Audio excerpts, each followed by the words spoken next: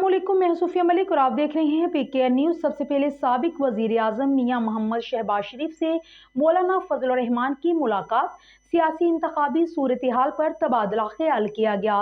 दोनों कायदीन का मुल्क को दरपेश बहरानों से निपटने पर इतफाक। नवाज शरीफ की वतन वापसी पाकिस्तान के लिए अच्छी खबर है। मजीद तफसीलात सरदार ताहिर महमूद की इस रिपोर्ट में। पाकिस्तान मुस्लिम लीग नून के सदर शहबाज शरीफ से उनकी रहायशगाह पर सरबराह JUI मौलाना फजल रहमान ने मुलाकात की, जिसमें सियासी, माशी और इंतखाबी सूरत हाल पर बातचीत की गई। मौलाना फजल रहमान ने नवाज शरीफ की वतन वापसी के हवाले से नेक तमन्नाओं का इजहार किया।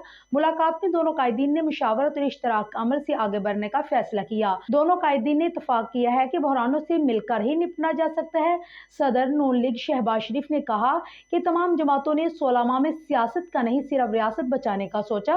पाकिस्तान को इत्तेहाद, मुशावरत और इश्तराक अमल ही बहरानों से निकाल सकता है। कायद नवाज शरीफ की वतन वापसी के बाद सियासी जमहूरी निज़ाम मजबूत होगा। मौलाना फजल रहमान ने कहा कि नवाज शरीफ की वतन वापसी पाकिस्तान के लिए अच्छी खबर है।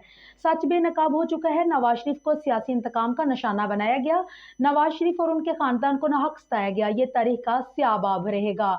उन्होंने कहा कि नवाज शरीफ ने खैबर पख्तूनख्वा में PTI का मैंडेट तस्लीम किया और हुकूमत बनाने दी, लेकिन इसके बावजूद नवाज शरीफ को ही सियासी निज़ाम से बाहर कर दिया गया।